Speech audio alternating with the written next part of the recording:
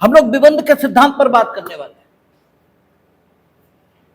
और विबंध का सिद्धांत, इसका आधार यह है कि आप एक ही बात एक समय स्वीकार करो और एक समय उसी बात को अस्वीकार करो, इसकी अनुमति आपको नहीं होनी चाहिए। इसकी अनुमति किसी को नहीं होनी चाहिए। आपने कुछ कहा और आपके कुछ कहने के आधार पर किसी अगले ने अपनी स्थिति में परिवर्तन ये ले आया। वो अब आप अपने उस कहने को बदल लेना चाहते हैं और इसके कारण उस दूसरे की स्थिति हानिकर हो रही है, बदल लेना चाहते हैं। यानी आपने जो कुछ पूर्व में स्वीकार किया था अपने कथन के माध्यम से, अब आप उसे परिवर्तित करना चाहते हैं। तो आप एक ही समय एक तथ्य को या तो स्वीकार या अस्वीकार किया और अब दूसरे समय प्रथम अवसर पर जो कुछ आपने किया था उससे विपरीत ये कहना चाहते हैं। और आप ऐसा इस कीमत पर करना चाहते हैं कि आपके कहने या न कहने पर जो पहली बार आपने कुछ कहा था या कुछ नहीं कहा था, इस पर किसी दूसरे ने विश्वास किया और केवल विश्वास किया होता तो भी बात ठीक थी। उस बेचारे ने अपनी स्थिति को परिवर्तित कर लिया और अब आप अपनी ही स्थिति बदल लेना चाहते हैं। तो आखिर आप इसकी अनुमति क्यों पाए हैं? आप कोई लेफ्टिनेंट गवर्नर जनरल ये तो है नहीं कि आप जो चाहेंगे सो करेंगे। आपको प्रथम अवसर पर बोलते समय सोचना चाहिए था। आप प्रथम अवसर पर बोलते समय बिना विचारे क्यों बोले? और अगर बोले तो अपने बोलने के परिणामों को कौन भुगतेगा? तो ये तो सामान्य बुद्धि का नियम है कि उन परिणामों को भले ही वो नुकसानदेह हो या फायदेमंद, उन परिणामों को आपको ही भुगतना चाहिए। तो विबंध का सिद्धांत इसी प्रिंसिपल पर आधारित है। और ये जिस मुकदमे में आया, हमने आपको कई बार कहा कि चाहे वो इंडियन एविडेंस एक्ट हो और चाहे वो इंडियन कॉन्ट्रैक्ट एक्ट हो, चाहे आईपीसी हो या कोई अन्य अधिनियम, उनमें बहुत सारे सिद्धांत ऐसे हैं जो अंग्रेजी मुकदमों के तथ्यों पर शामिल किए गए। उन अंग्रेजी मुकदमों में जो निर्णय आए, उन निर्णय के आधारों पर वे सेक्शन ये शामिल हुए। जैसे हम लोगों ने देखा था इंडियन कॉन्ट्रैक्ट एक्ट में, ठीक है, वो कौन सा था? बैक्सेंडेल करके मुकदमा, ठीक है, कौन सा था? कौन सा है? क्या? Hadley versus Baxendale. इसमें क्षतिपूर्ति के जो सिद्धांत बताए गए, उन्हीं को सेक्शन 73 इसमें शामिल किया है। तो जो विबंध का प्रिंसिपल है, एक अंग्रेजी मुकदमा पिकार्ड बनाम सीयर्स, ये इंग्लैंड में डिसाइड हुआ और उसके आधार पर भारतीय साक्ष्य अधिनियम के जो निर्माता थे उन्होंने इसको शामिल किया। इस मुकदमे का जो तथ्य यह है कि एक शहर में एक बिल्डिंग है, उस बिल्डिंग में बहुत सारे किराएदार हैं, और उस किराएदार वाली बिल्डिंग, उसमें जो किराएदार हैं एक समय पर उस बिल्डिंग का किराया देने में असमर्थ हो गए।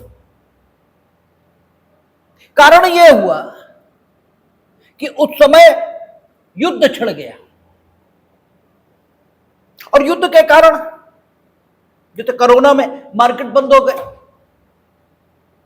ऐसी स्थितियां निर्मित हुई कि अधिकांश लोग तो शहर छोड़कर गांवों में चले गए।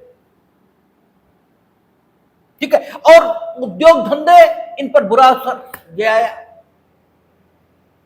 इसके कारण किराएदार बिल्डिंग का किराया देने में असमर्थ हो गए। मकान मालिक ने किराया आधा कर दिया और कहा ठीक है, आधा किराया दे करके काम चलता रहा। कुछ दिनों बाद युद्ध समाप्त हो गया, लोग फिर शहरों से गांव में आए। जैसे कोरोना के बाद लोग गए फिर अपने रोजगार के स्थानों पर, और उसके बाद बिल्डिंगों के किराए फिर महंगे हो गए। अब इस मकान मालिक ने क्या किया कि आगे का जो किराया था उसे तो बढ़ाया ही,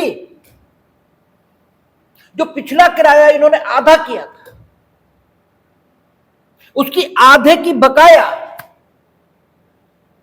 इसकी मांग भी शुरू कर दी। अब मामला अदालत में, तो अदालत ने मकान मालिक को ऐसा करने से रोक दिया। उन्होंने कहा कि आप आगे किराया बढ़ा सकते हैं, इनकी मर्जी, ये चाहे रहे और चाहे ना रहे, लेकिन पीछे का किराया जो आप आधा कर चुके थे उसके आधार पर इन्होंने अपनी स्थिति को परिवर्तित किया। अगर आप ऐसा ना करते तो ये भी आपके मकान में नहीं रहते, ये रहते तो आपकी शर्तों पर रहते,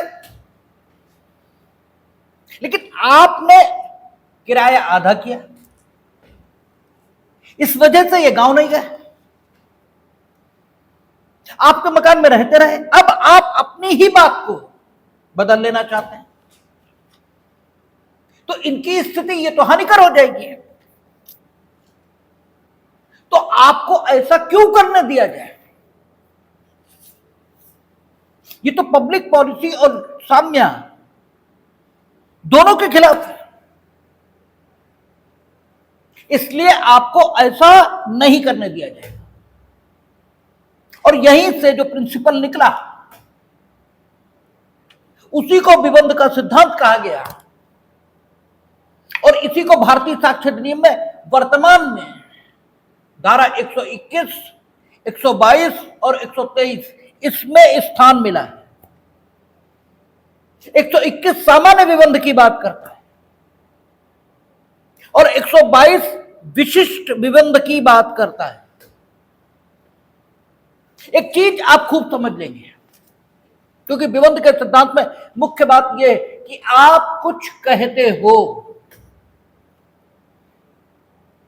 और क्योंकि स्टूडेंट ऑफ लॉ होने के कारण से आपको शब्दों के व्यापक अर्थ और शब्दों के सीमित अर्थ दोनों को लेने की कला आनी चाहिए। हमने आपसे कई बार चर्चा की है कि शब्द का एक सीमित अर्थ है और शब्द का एक व्यापक अर्थ है। यह संदर्भ है जिसमें यह देखा जाएगा कि शब्द का व्यापक अर्थ लिया जाए या शब्द का सीमित अर्थ लिया जाए। हम लोगों ने चर्चा की थी कि शब्द आता है विधि, तो विधि शब्द का सीमित अर्थ यह हो सकता है कि विधायन की जो प्रक्रिया है,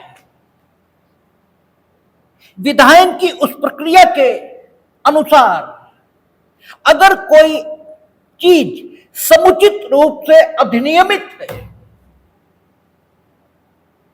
तो वो विधि इस रूप में मानी जाएगी। यानी प्रत्येक वो चीज जो विधायन की प्रक्रिया से, विधायन की प्रक्रिया कहां, कॉन्स्टिट्यूशन ऑफ इंडिया, कहां 107, 108, 109, ठीक है, इस सारी प्रक्रिया वहां दी गई है। उस प्रक्रिया से अगर कोई चीज अधिनियमित होकर बाहर आएगी तो वो विधि कहलाएगी। ये सीमित अर्थ हुआ। और विधि का व्यापक अर्थ, ठीक है, विधि का व्यापक अर्थ वो है जो प्रगतिवादी बताते हैं। जैसे हम लोग सुबह पढ़ रहे थे जीन डॉर्विन, जेम्स फिनिस,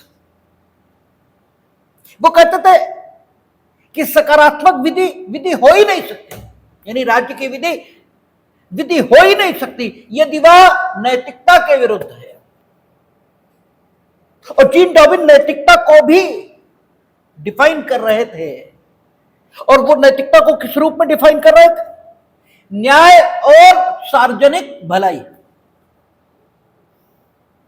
अगर सकारात्मक विधि न्याय की स्थापना नहीं करती, अगर वो सार्वजनिक भलाई की स्थापना नहीं करती, तो वो नैतिकता के खिलाफ है। और न्याय तीन तरीके का, एक विनिमयात्मक, दूसरा वितरणात्मक और तीसरा विधिक। तीन तरह के न्याय, और तीनों तरह के न्याय ये अलग अलग स्थिति उसकी कल्पना कर रहे थे। ठीक है, विनिमयात्मक न्याय में कह रहा था कि क्या होगा, अनुचित समृद्धि,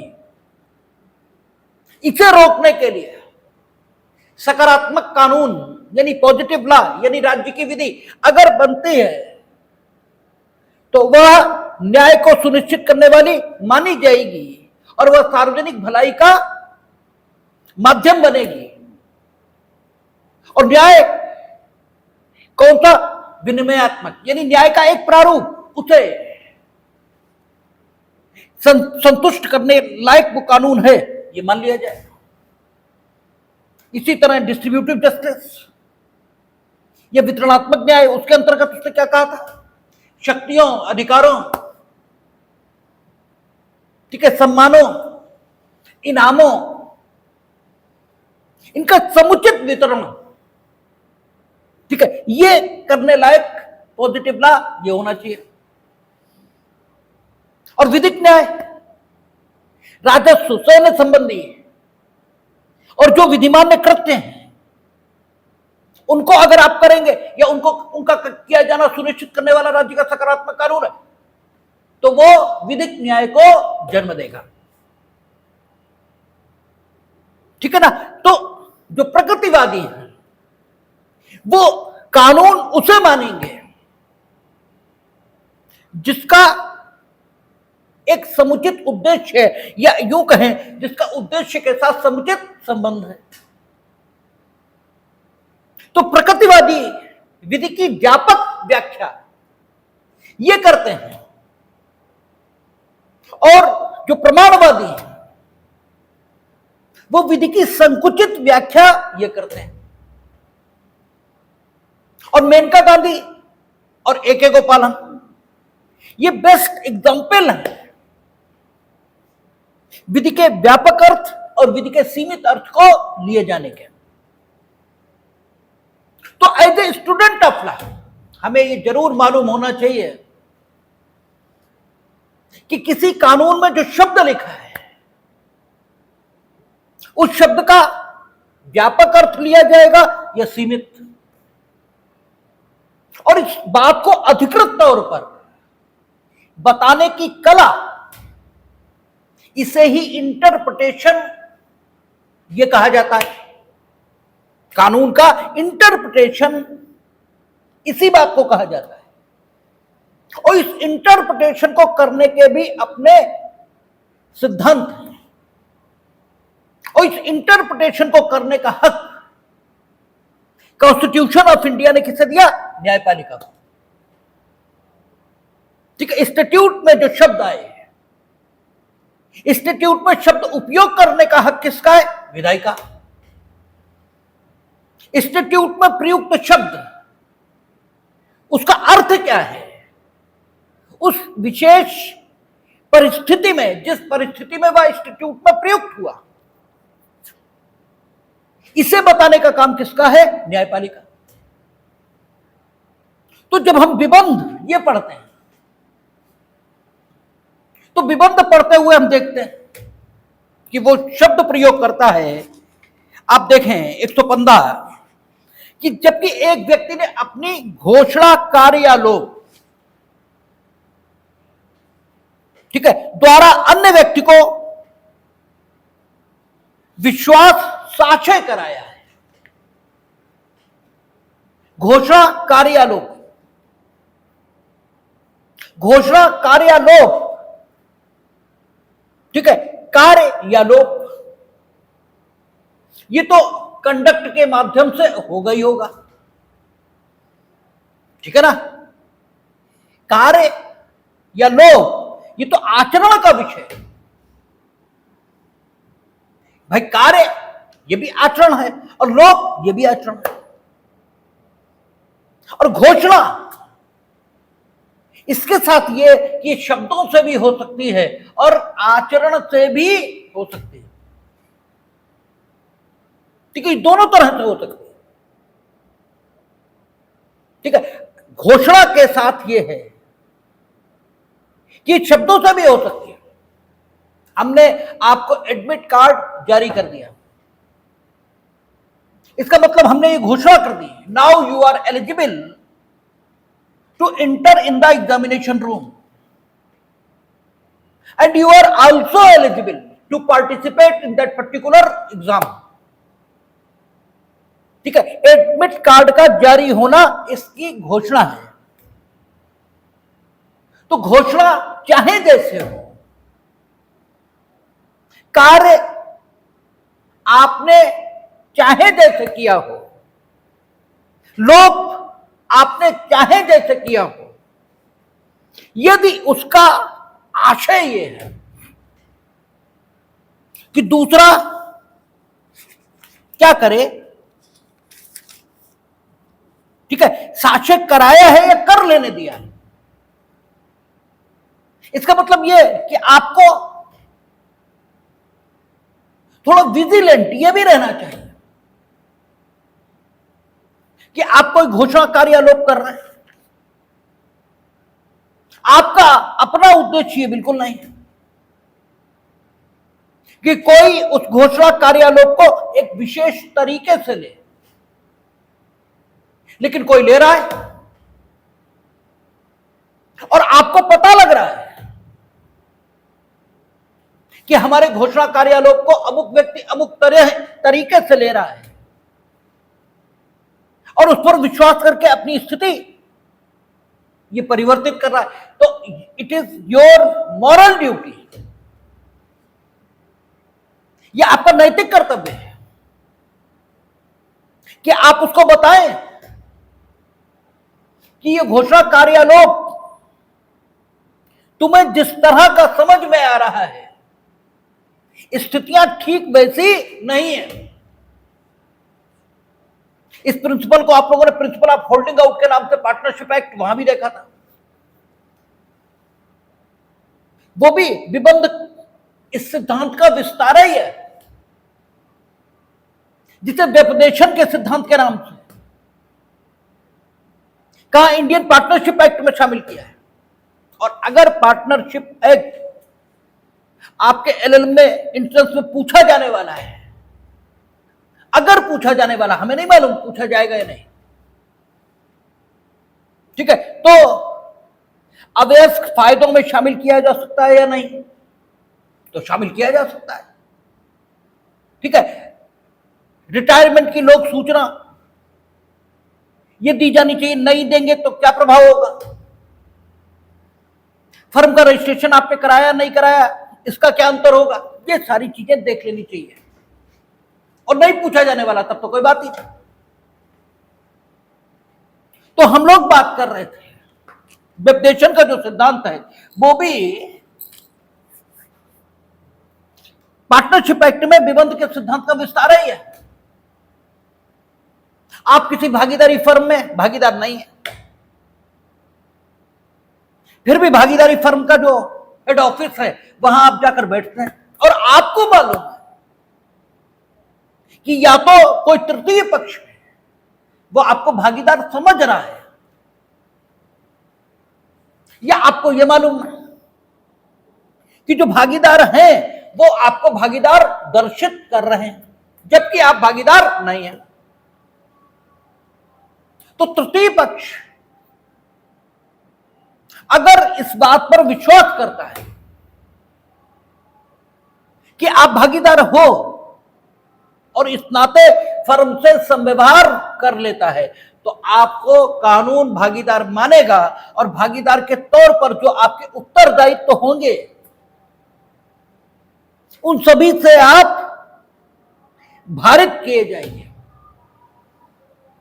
तो यह प्रिंसिपल बेसिकली निबंध पर है, क्योंकि यहां वो कह रहा है कि जबकि एक व्यक्ति ने अपनी घोषणा कार्यालोक द्वारा अन्य व्यक्ति को विश्वास साक्ष्य कराया है, यह कर लेने दिया है कि कोई बात सत्य है और ऐसे विश्वास पर कार्य कराया है या करने दिया है, दो ही काम आप कर सकते हो। या तो सत्य होने का विश्वास कराओगे यानी अपनी एक्टिव रोल से आप सकारात्मक कृत्य करके एक्टिव रोल प्ले करके ये उसे विश्वास दिलाओगे कि अमुक बात अमुक कार्य घोषणा या लोग जो हम कह रहे हैं ये जो हम कर रहे हैं ये सत्य है। या तो आप एक्टिव रोल प्ले करके ये विश्वास उसे दिलाओगे और यह वो विश्वास करेगा और आप निगेटिव रोल प्ले करके बिना कुछ बोलकर, जबकि बोलना आपका कर्तव्य होगा, ठीक है ना, बोलना उस परिस्थिति में आपका कर्तव्य है, तब भी आप उसे यह विश्वास कर लेने दोगे कि अमुक परिस्थिति जो आपने अपने कार्य घोषणा या लोक से व्यक्त की है वो सत्य है। या तो आप विश्वास करने दोगे या कराओगे, दो ही बातें तो कर सकते हो, ठीक है। अच्छा, और उसे ठीक है आपने या तो विश्वास कराया या कर लेने दिया और फिर आगे भी बात बढ़ी, बात यहीं पर रुकी नहीं कि वो आपके द्वारा कथित परिस्थिति की सत्यता पर या तो विश्वास करता या आप उसे विश्वास कर लेने देते और बात खत्म हो जाती। यहीं पर बात नहीं रुकी, बल्कि उसने इस विश्वास पर, ठीक है, आपने या तो इस विश्वास पर उसने कोई काम किया या आपने उससे काम कराया, ठीक है। कहता है कि कोई बात सत्य और ऐसे विश्वास पर कार्य कराया करने दिया है, ठीक है, विश्वास साक्ष्य कराया है या कर लेने दिया है, यह लिखा है। और फिर उसके आगे लिखा है कि कोई बात सत्य है और ऐसे विश्वास पर कार्य कराया है या करने दिया है। और जब वो कार्य करेगा या आप उससे काम कराओगे तो उसकी स्थिति में परिवर्तन ये तो आएगा ही भाई, फिर तो उसकी स्थिति परिवर्तित हो ही जाएगी, क्योंकि आप अपनी स्थितियों में परिवर्तन कैसे लाते हो, कामों के माध्यम से। और काम दो तरह का होता है, एक पॉजिटिव दूसरा निगेटिव। जो पॉजिटिव काम होता है उसे आप कार्य ये कहते हो और जो निगेटिव काम होता है उसे आप लोक ये नाम देते हो।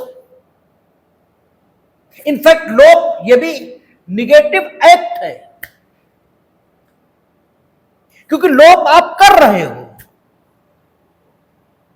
नहीं रहा। जो कुछ होता है उसमें आपका कोई रोल नहीं होता, लेकिन जो कुछ आप करते हो उसमें तो आपकी भूमिका है, और जब आपकी भूमिका है तो काम, इसका कर्ता ये तो आप ही हुए। इस काम की प्रकृति जो नेचर है उसके मुताबिक पॉजिटिव या निगेटिव ये हो सकता है। पॉजिटिव होगा आप काम कहोगे, निगेटिव होगा आप लोग कहोगे। अंग्रेजी, अगर आप लोग अंग्रेजी ना हो तो हम चलो अंग्रेजी में बोल देते हैं। काम करोगे एक्ट, और निगेटिव एक्ट करोगे तो अमिशन है, लेकिन करता तो आप हो ही। अब जो कुछ हो गया सिर्फ उसके लिए आप जिम्मेदार नहीं हो सकते, लेकिन जो आपने कराया है या करने दिया है उसको, इसमें तो भूमिका आप ही की है, और करने के माध्यम से वो अपनी स्थिति में परिवर्तन कर ही देगा। तो अगर ऐसा हुआ है तब स्थिति क्या बनेगी, तब कानून का सिद्धांत अब इन शब्दों के बाद वर्णित हो रहा है। तब कानून का सिद्धांत क्या कहता है, तब ना तो उसे किसे, जिसने विश्वास कराया है या करने दिया है,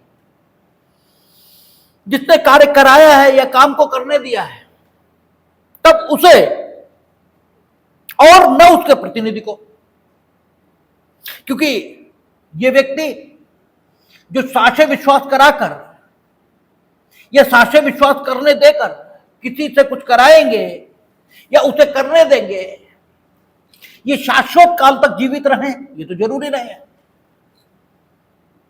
ये मर भी सकते हैं, या अपने हित को ट्रांसफर किसी को ये भी कर सकते हैं। तो वो व्यक्ति जो इनका प्रतिनिधित्व करेगा वो इनका प्रतिनिधि होगा, ठीक है, वो इनका उत्तराधिकारी ये भी हो सकता है, ठीक है ना। उत्तराधिकारी भी तो मृतक का विधि की दृष्टि में उसकी संपदा का जो प्रतिनिधित्व है विधि की दृष्टि में उत्तराधिकारी वही तो करता है, ठीक है ना। तो कहता है तब ना तो उसे और न उसके प्रतिनिधि को, अपने और ऐसा व्यक्ति ये शब्द किसके लिए आया, उसके लिए जिसे विश्वास कराया गया या करने दिया गया, उसके लिए शब्द आया है। तब अपने और ऐसे व्यक्ति के या उसके प्रतिनिधि के बीच, यानी यह भी हो सकता है कि यह व्यक्ति जिसे विश्वास कराया गया है करने दिया गया यह भी मर जाए, तो अपने या अपने प्रतिनिधि के द्वारा उसके और उसके प्रतिनिधि के बीच चलने वाली कार्रवाइयों में अगर ऊपर की बातें हुई हैं तो इस व्यक्ति को जिसने ऐसा किया है अपनी स्थिति अपनी बात को बदलने नहीं दिया जाएगा। कहता है किसी बात या कार्रवाई में उस बात की सत्यता का प्रत्याख्यान नहीं करने दिया जाएगा, यानी जो बात आपने विश्वास दिलाई थी वो बात ठीक नहीं थी, उसकी सत्यता का प्रत्याख्यान यानी denial, whatever you have shown as a truth and on the basis of the truthness of that particular thing, अगर किसी ने कुछ किया या कुछ आपने उससे करवाया फिर आप वो कहो कि वो बात सच नहीं थी, वो कार्य घोषणा है लोग, तो आपको ऐसा नहीं करने दिया जाए, ठीक है। लेकिन एक चीज खूब समझ लेनी चाहिए, कानून के अगेंस्ट कोई भी बंद नहीं होगा, यानी कानून जो करने के लिए ठीक है किसी से कह रहा है और आप किसी को ये विश्वास कराओ कि हम वो नहीं करेंगे या वो करेंगे जिसे कानून करने या न करने के लिए हमें अधिकृत करता है या नहीं करता, ठीक है ना। यानी कानून के अगेंस्ट आप किसी को अगर कुछ विश्वास करने के लिए उत्प्रेरित भी करो तो भी जब उस व्यक्ति को कानून के उल्लंघन के आधार पर परिणाम भुगतने का निर्देश यह मिलेगा और वो ये कहे कि आपने उसे ऐसा करने के लिए उत्प्रेरित किया था, तो उसे इस बात से कोई मदद नहीं मिल सकती, क्योंकि अधिकारातीत जो कुछ है, यानी कानून जिसे करने का हक आपको नहीं देता, वो अगर आप करने का वचन भी किसी को दे दो और कोई उसके आधार पर अपनी स्थिति में परिवर्तन भी ले आए, तो भी ये बिल्कुल नहीं कहा जा सकता कि विबंध का सिद्धांत लागू होता है। यानी कानून के अगेंस्ट कोई विबंध नहीं होता। ऐसे संविधान जिन शक्तियों के उपयोग का हक जिस राज्य के जिस अंग को देता है, अगर राज्य का वो अंग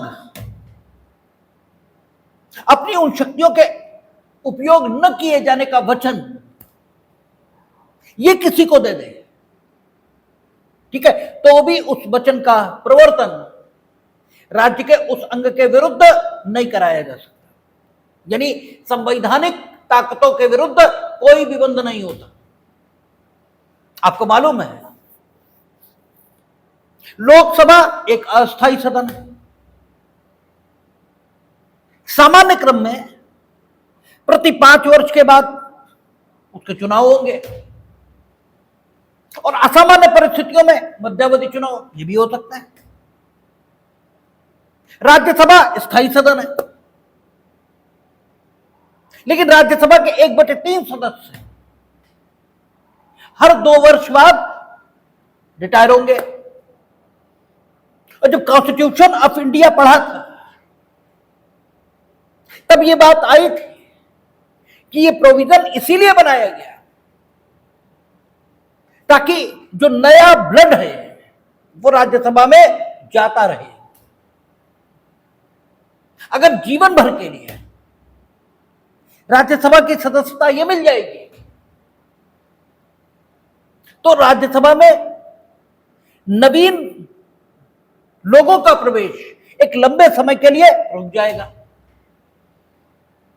अब वर्तमान लोकसभा और वर्तमान राज्यसभा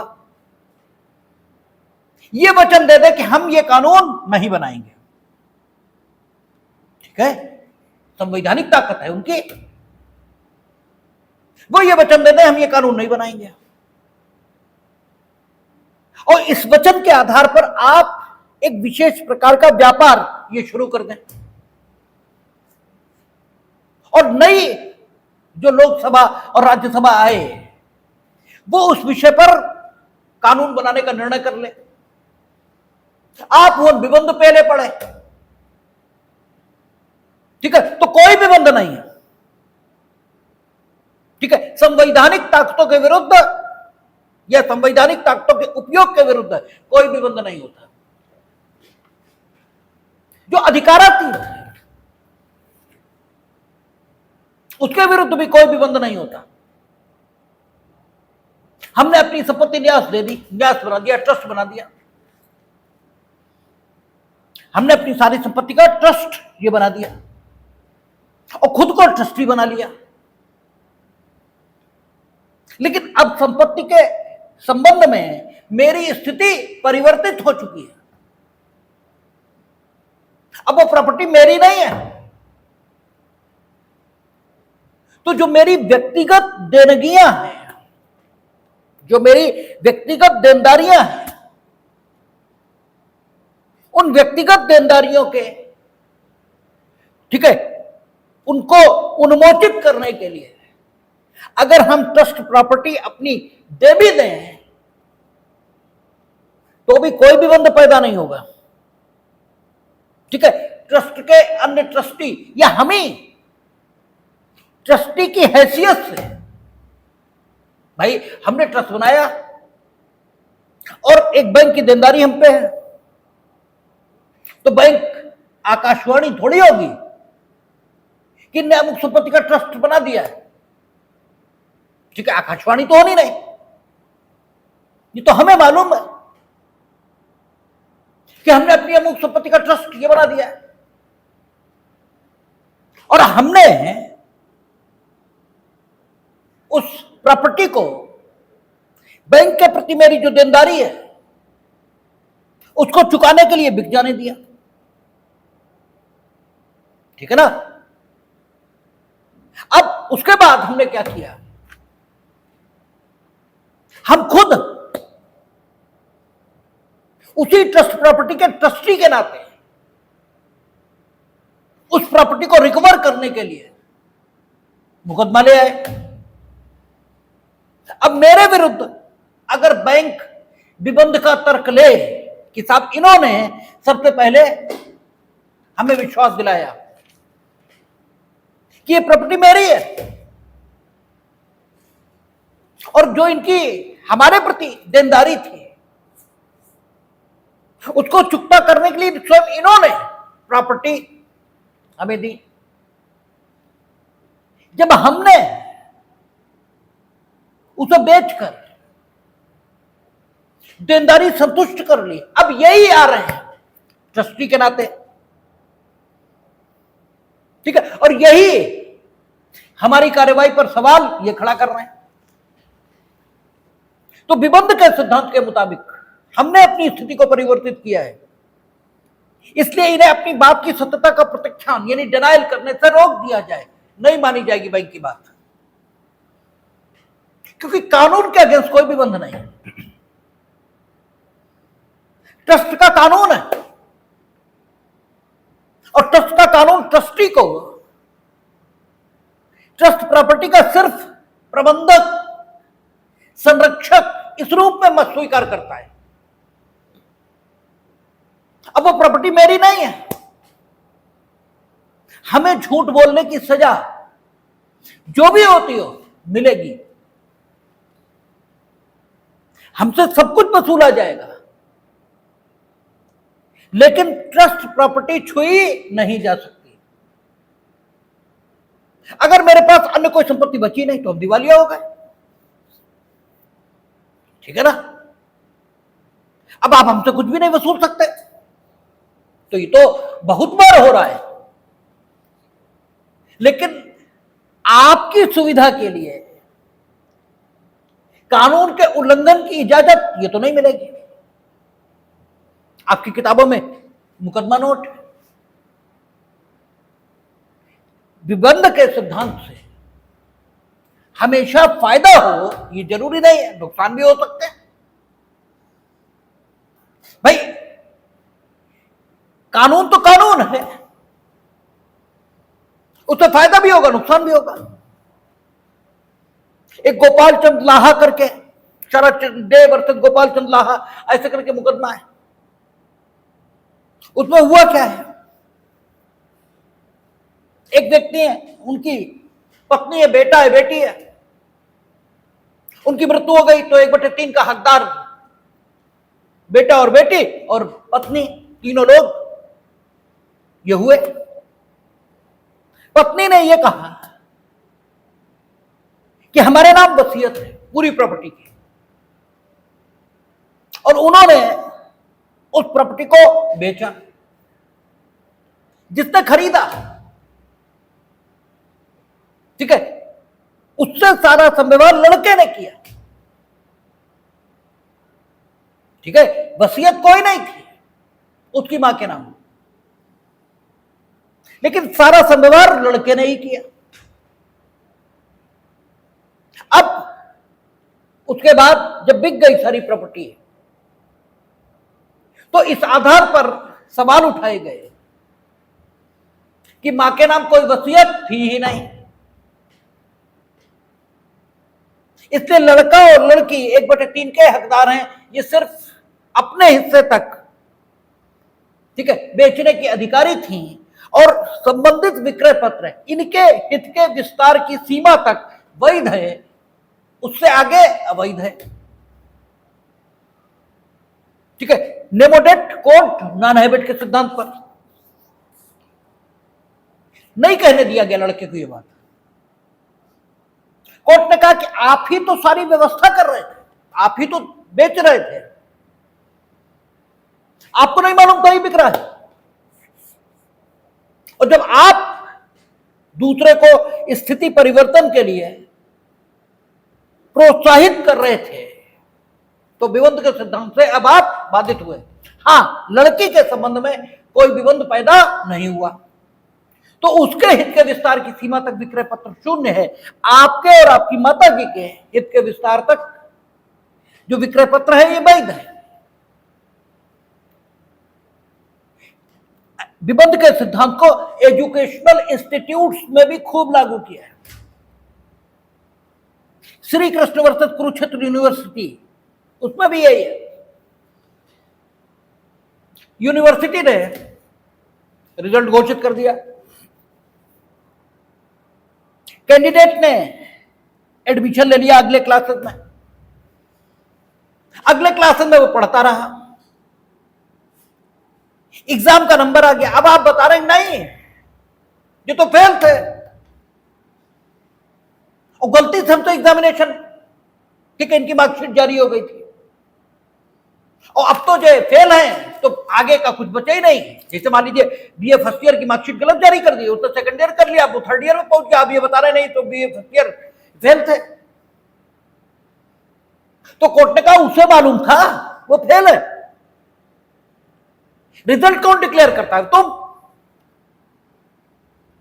और जब रिजल्ट तुम डिक्लेयर करते हो तो उसे क्या मालूम? तुम जो रिजल्ट बताओगे वही तो वो मानेगा। तो तुम्हारी घोषणा कार्यालोक पर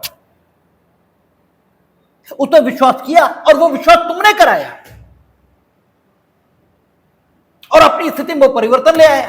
अब तुम बता रहे हो कि नहीं ये तो गलत हो गया, तो कुछ भी नहीं, उन्होंने ठीक माना है। किसी ने गलत जाति प्रमाण पत्र देकर एडमिशन हासिल किए तो केवल एक मामला मिलता है जिसमें राजस्थान हाईकोर्ट ने यह कहा कि चूंकि गलत जाति प्रमाण पत्र इसकी जांच के साधन आपके पास है, आप जानबूझकर जांच करने से विरत रहे, इसलिए इस कपट का कोई प्रभाव नहीं होगा और आप पे विबंध का सिद्धांत लागू होगा और इनका जो एमबीबीएस का प्रवेश है यह रद्द नहीं किया जाएगा। लेकिन शेष सारे मामलों में, एमपी में भी ऐसा ही मामला हुआ, सब जगह इलाहाबाद में भी हुआ, सब जगह उन्होंने कपट माना है और विबंध का सिद्धांत लागू करने से इनकार किया है, क्योंकि विबंध साम्यिक सिद्धांत है और साम्य अपेक्षा करती है you must be neat and clean. अगर आप ही कपट किए हुए हैं तो फिर इसको लागू नहीं भी होना चाहिए। तो कुल मिलाकर प्रिंसिपली आप देखें तो विबंध यही निकल कर आता है कि आप एक बार एक बात कहकर अपनी बात को बदल नहीं सकते। दृष्टांत आप देखें, कहते का साक्ष्य और मिथ्या रूप से खा को यह विश्वास करने के लिए प्रेरित करता है कि अमुक भूमि का की है। मिथ्या ये बात है, उसकी नहीं है वो भूमि, ठीक है। और साक्ष्य कि वो विश्वास करे इसलिए उसे विश्वास करने के लिए कहता है और तद द्वारा खा को उसे क्रय करने और उसका मूल्य चुकाने के लिए उस प्रेरित ये करता है। सेम प्रिंसिपल सेक्शन 43 टीपीए वहां भी है जो यहां है, ठीक है। तत्पश्चात भूमि का की संपत्ति हो जाती है और इस आधार पर विक्रय के समय उसका उसमें हक नहीं था, विक्रय अपास्त करने की इप्सा ये करता है। जिसने पहले ये कहा कि हमारी है, अब ये विक्रय कैंसिल कराना चाह रहा है इस आधार पर कि जब हमने विक्रय किया था उसमें मेरी 3 है, अब मेरी हो गई, तो उसे अपने हक का अप्रभाव साबित नहीं करने दिया जाएगा, ठीक है ना। ये होना भी नहीं चाहिए। ये सेक्शन 43 टीपीए उससे भी बाढ़ है। लेकिन एविडेंस एक्ट में जो विबंध दिया गया है ये सभी कार्रवाइयों में लागू होगा और टीपीए का सेक्शन 43 सिर्फ संपत्ति के अंतरण को लागू होगा। इसीलिए सेक्शन 43 टीपीए होते हुए भी उन 100 वर्तमान में तो 121 हो गया, ये 121 एविडेंस एक्ट बनाना पड़ा है, क्योंकि वो तो एक पर्टिकुलर गतिविधि में लागू होगा और शेष सारी बातों के लिए प्रक्रिया के नियम के तौर पर एविडेंस एक्ट में इसको लाया जाना जरूरी था। इसलिए पुराने भारतीय साक्ष्य अधिनियम में 115 और नए में 119, वो आपका 121 इस रूप में इसको शामिल किया। एक चीज प्रोमिसरी स्टापेल, वचनात्मक निबंध आई है, और ये किससे आई? Motilal Padampat sugar mills versus state of UP. इस मुकदमे से वचनात्मक निबंध की बात आती है, और Motilal Padampat sugar mill versus union of India, इसमें बात यही है कि सरकार ने कुछ रियायतें ये घोषित की, और सरकार की उन रियायतों के आधार पर इंडस्ट्रियलिस्ट अपनी स्थिति में परिवर्तन ये लाया है। अब सरकार उन रियायतों को वापस लेना चाहती है, और इंडस्ट्रियलिस्ट की स्थिति हानिकर हो रही। देखिए, हानिकर होना जरूरी है, दो तीन चीजें जरूरी हैं। आप डेपुटेशन पर विश्वास करो, जो कुछ उसने कार्य घोषणा ये लोग किया है उस पर आप विश्वास करो, विश्वास किया है या कर लेने दिया है, साक्ष्य कराया है, ये शब्द आए हैं। आपने विश्वास ही नहीं किया तो फिर तो बात ही खत्म है, ठीक है। और स्थिति हानिकर हो, ठीक है, स्थिति हानिकर हो ये लिखा नहीं है, ठीक है, सॉरी गलत बोल गए। लॉर्ड डेनिंग ने इस संबंध में कहा है, ठीक है, कि वचनात्मक निबंध भारतीय संविधान अधिनियम में प्रतिफल के अपवाद के तौर पर लागू किया गया, ठीक है, प्रतिफल के अपवाद के तौर पर। वचनात्मक निबंध यह कहता है कि आप कुछ कहे और आपके कुछ कहने पर हमने विश्वास किया,